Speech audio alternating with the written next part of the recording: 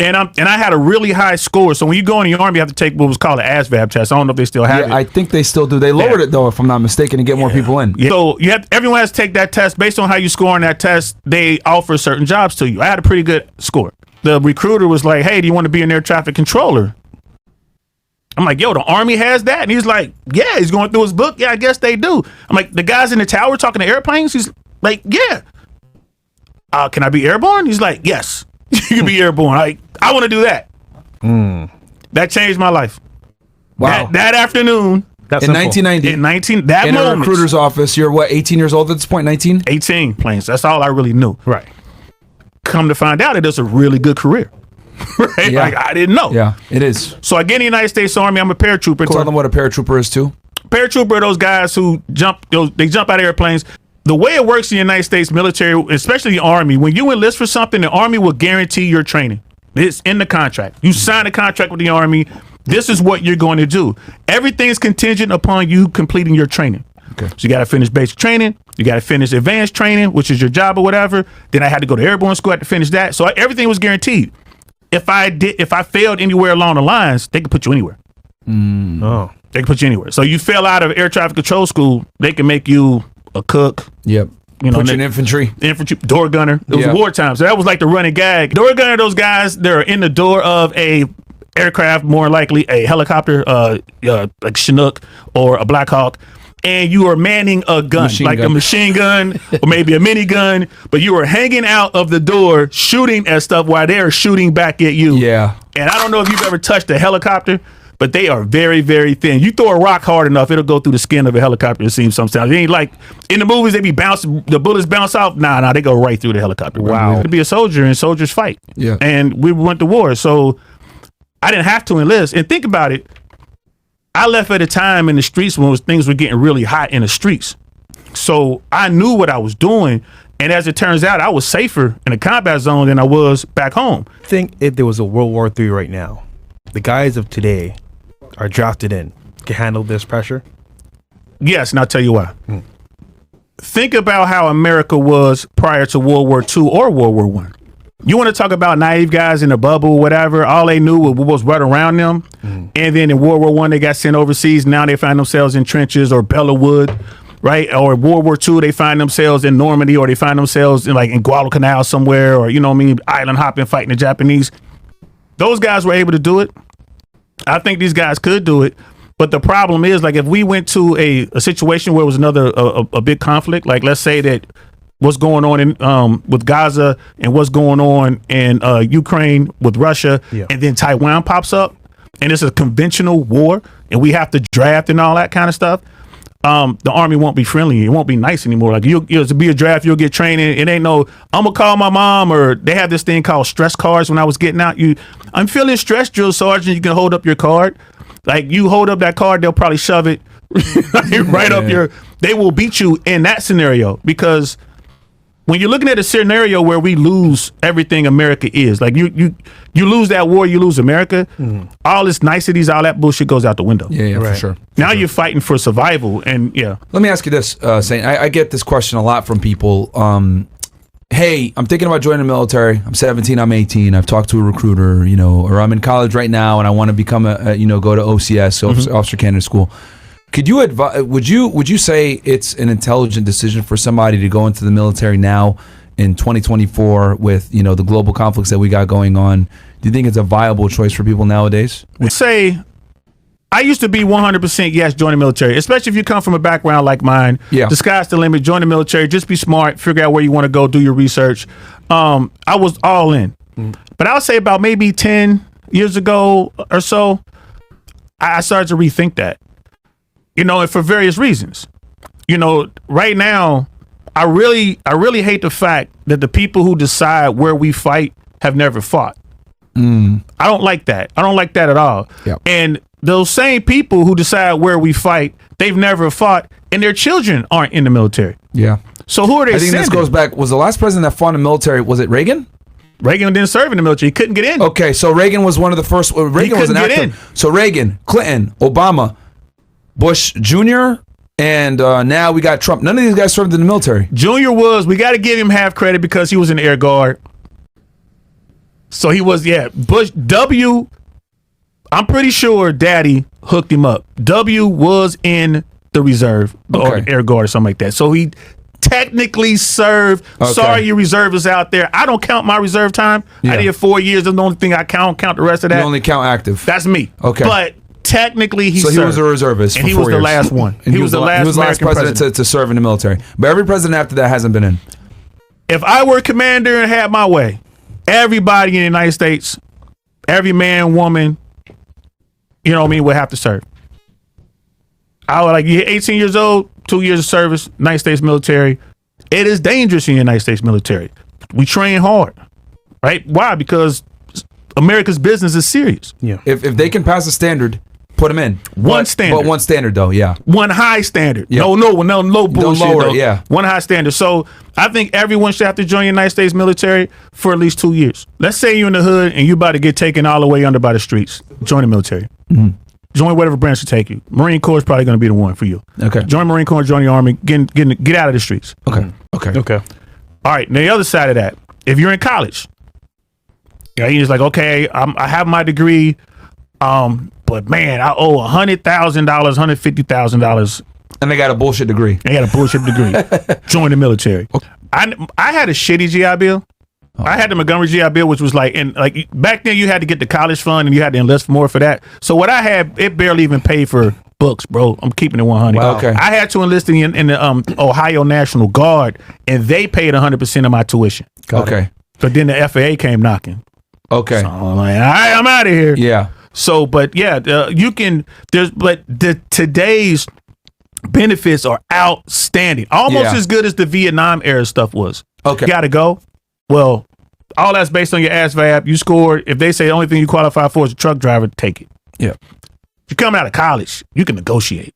Okay. So you can kind of tell them what you want. They're going to start offering you some real cool stuff. Mm-hmm. You know, like, okay, we can get you air defense, or we can get you. Now cyber is huge because all the cyber attacks and stuff like that. So you can get in there and they're going to teach you how to code and all that kind of stuff. The government's going to pay for it. I think something like that would be good.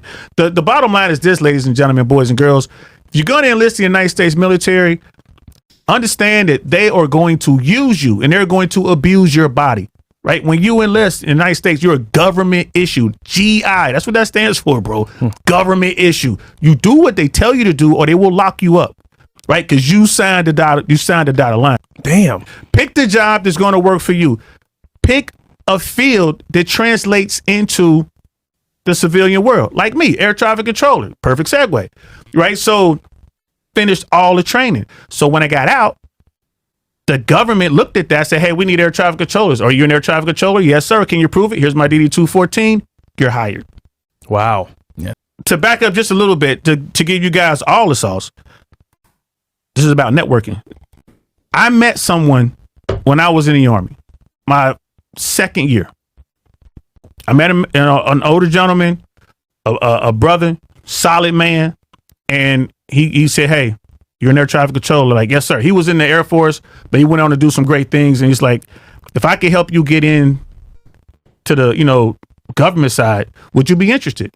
Say, yes, sir. He gave me his card. He said, you keep in touch with me. All right. That was 1992. He called me. You still interested? Yes, sir. And he told me what to do. You're out the military at this point, About right? the military. I kept his number. I kept in touch like he told me. He told me to keep in touch. Yes, sir. I kept in touch, checking in. He gives me a call. You still want to do this? Yes, sir. I'm going to send you a packet. I need you to fill this packet out, and I need you to get it to this person on this day. Yep. Mind y'all, I'm in the streets. Yep. Right, I'm doing my thing. Oh, so you went back to Cincinnati at this point? I went back to Cincinnati. I'm working as a janitor at a high school. Okay. Right, full-time job. I'm working. That's from 2 to 10. And then from midnight to 8 a.m., I'm working like at Walmart, working at, Sears. I always had 2 full-time jobs and a side hustle. I was street promoter for one of the local record labels, All Net Records, Tyrone Hill. Shout out to my boys. Because you filled in your packet, then you get a call 8 months later. Okay. Go get this interview done. Go this place. And it was almost like CIA type shit. You know what I mean? It's like you get the message and shit. And it's like this message was self-destruct type shit. Whatever. I'm going to do my thing. Do the interviews. So it took about a year and some change of me getting these calls. Well, if you're likable and you're humble about things, guess what? I want to help you even more now. So that right there proves, even after all that time, you know what? This young man I spoke to back then was humble and followed orders.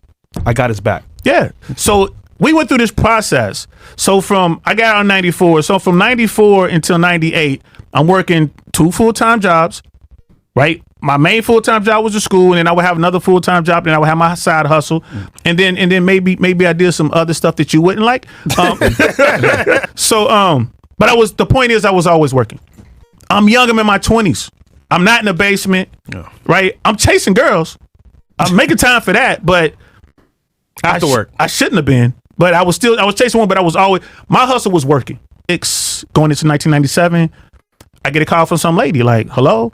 And the FAA like to formally ask if you would like to accept this position as an air traffic controller, and ask me where I want to work. And they're like, well, I see that you're in this region. Did you want to wait until a position opens there? Or I'm like, no, I want to go to work now, like tomorrow. Yeah. And they're like, okay, we're going to send you to Northern California. I hung up the phone. All that working I was doing, y'all, back then, I was making maybe $28,000 a year. Wow. Okay. Making $25K back then, but if we took that money today, you'd be $40K. Yeah, about $40K. So you can see that's not going to do anything. Yeah, it's nothing. Yeah. And at the time, Van Nuys was one of the busiest airports in the business.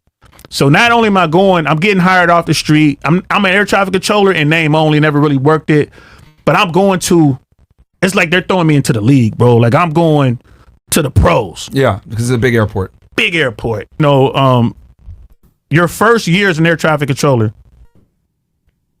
is probationary.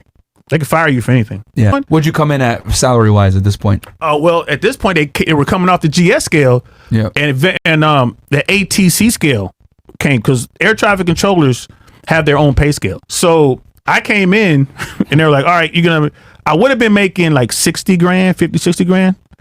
But I came in and it was just like pay raise after pay raise. I came in like at 65.